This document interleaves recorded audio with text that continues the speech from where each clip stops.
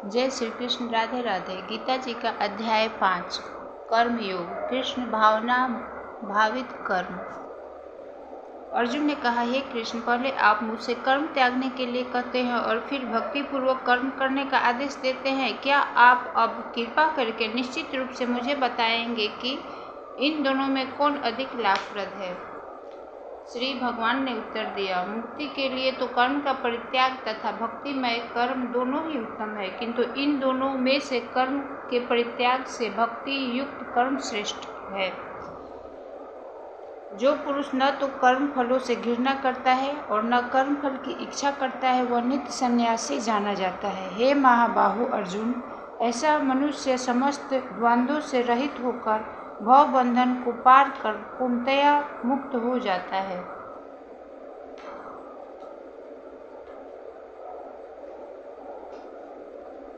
अज्ञानी ही भक्ति को भौतिक जगत के विश्लेषणात्मक अध्ययन से भिन्न कहते हैं। जो वस्तुतः ज्ञानी है वे कहते हैं कि जो इनमें से किसी एक मार्ग का भली भांति अनुसरण करता है वह दोनों के फल प्राप्त कर लेता है। जो यह जानता है कि विश्लेषणात्मक अध्ययन सांख्य द्वारा प्राप्त स्थान भक्ति द्वारा ही प्राप्त किया जा सकता है और इस तरह जो सांख्य योग तथा भक्ति योग को एक समान देखता है वही वस्तुओं को यथा रूप में देखता है। भक्ति में लगे बिना केवल समस्त कर्मों का परित्याग करने से कोई सुखी नहीं बन सकता, परंतु भक्ति में लगा हुआ विचारवान व्यक्ति शीघ्र ही परमेश्वर को प्राप्त कर लेता है। जो भक्ति भाव से कर्म करता है वह विशुद्ध आत्मा है और जो अपने मन तथा इंद्रियों को वश में रखता है वह सबों को प्रिय होता है और सभी लोग उसे प्रिय होते हैं। ऐसा व्यक्ति कर्म करता हुआ भी कभी नहीं बंधता। दिव्य भावनामृत युक्त पुरुष देखते, सुनते, स्पर्श करते, सूंघते, खाते, चलते फिरते, सोचते तथा श्वास लेते हुए अपने अंतर में सदैव यही जानता रहता है।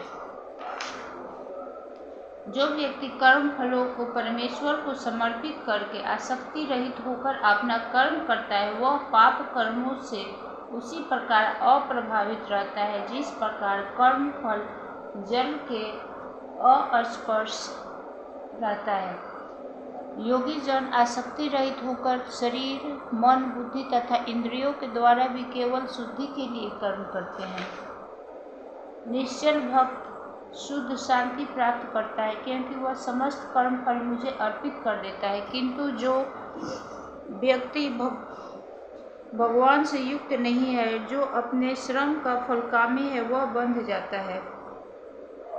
जब देहधारी जीवात्मा अपनी प्रकृति को वश में कर लेता है और मन से समस्त कर्मों का परित्याग कर देता है, तब वह 9 रत्नों वाले नगर में बिना कुछ किए कराए सुखपूर्वक रहता है। शरीर रूपी नगर का स्वामी देहधारी जीवात्मा न तो कर्म का सृजन करता है, न लोगों को कर्म करने के लिए प्रेरित करता है, न ही कर्म फल की रचना करता है।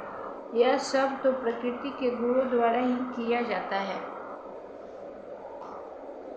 परमेश्वर न तो किसी के पापों को ग्रहण करता है न पुण्यों को, किंतु सारे जीवधारी जीव उस अज्ञान के कारण मोहग्रस्त रहते हैं जो उनके वास्तविक ज्ञान को आच्छादित किए रहता है। किंतु जब कोई उस ज्ञान से प्रबुद्ध होता है जिससे अविद्या का विनाश होता है, जो उसके ज्ञान से सब कुछ उसी तरह प्रकट होता है जैसे दिन में सूर्य से सारी वस्तुएं प्रकाशित हो जाती है।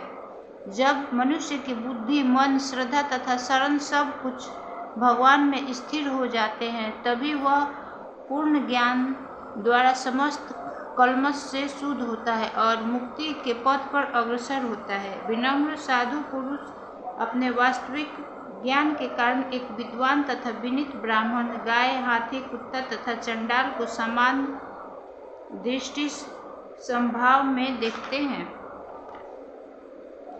जिनके मन एकत्व तथा समता में स्थिर है, उनके जन्म तथा मृत्यु के बंधनों को पहले ही जीत लिया गया है।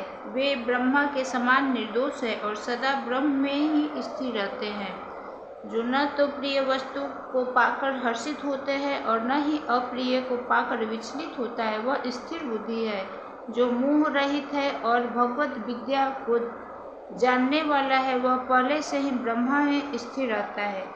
ऐसा मुक्त पुरुष भौतिक इंद्रिय सुख की ओर आकृष्ट नहीं होता, अपितु सदैव समाधि में रहकर अपने अंतर में आनंद का अनुभव करता है। इस प्रकार स्वरूप सिद्ध व्यक्ति परम ब्रह्मा में एकाग्र चित्त होने के कारण असीम सुख भोगता है। बुद्धिमान मनुष्य दुख के कारणों में भाग नहीं लेता, जो भौतिक इंद्रियों को संसर्ग से उत्पन्न होते हैं।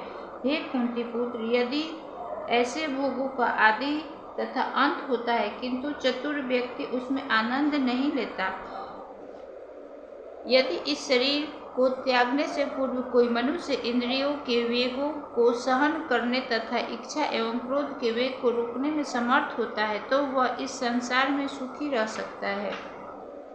जो अंतःकरण में सुख का अनुभव करता है, जो कर्मठ और अंतःकरण में ही रमण करता है तथा जिसका लक्ष्य अंतर्मुखी होता है, वह सचमुच पूर्ण योगी है। वह परम ब्रह्मा से मुक्ति पाता है और अंतो गत्वा ब्रह्मा को प्राप्त होता है। जो लोग संशय से उत्पन्न होने वाले द्वैत से परे हैं, जिनके मन आत्म साक्षात्कार में रत है, जो समस्त जीवों के कल्याण कार्य करने में सदैव व्यस्त रहते हैं और जो समस्त पापों से रहित है, वे ब्रह्मा निर्वाण को प्राप्त होते हैं। जो क्रोध तथा समस्त भौतिक इच्छाओं से रहित है, जो स्वरूप सिद्ध आत्म संयमी है और संसिद्धि के लिए निरंतर प्रयास करते हैं, उनकी मुक्ति निकट भविष्य में सुनिश्चित है। समस्त इंद्रियों विषयों को बाहर करके दृष्टि को भौहों के मध्य में केंद्रित करके प्राण तथा अपान वायु को नथनों के भीतर रोककर और इस तरह मन इंद्रियों तथा बुद्धि को वश में करके जो मोक्ष को लक्ष्य बनाता है, वह योगी इच्छा भय तथा क्रोध में रहित हो जाता है। जो निरंतर इस अवस्था में रहता है, वह अवश्य ही मुक्त है। मुझे समस्त योगियों, यज्ञों एवं तपस्याओं का परम भोक्ता, समस्त लोकों तथा देवताओं का परमेश्वर एवं समस्त जीवों का उपकारी एवं हितैषी जानकर मेरे भावनामृत से पूर्ण पुरुष भौतिक दुखों में शांति लाभ करता है। इस तरह से गीता जी का 5वां अध्याय समाप्त हुआ। हम नेक्स्ट एपिसोड में अध्याय 6 को पढ़ेंगे और सुनेंगे। तब तक के लिए जय श्री कृष्ण, राधे राधे। अगर हमारी ये गीता जी का अध्याय सुनने में आपको अच्छा लग रहा हो तो हमारे चैनल को लाइक, सब्सक्राइब एंड शेयर करें।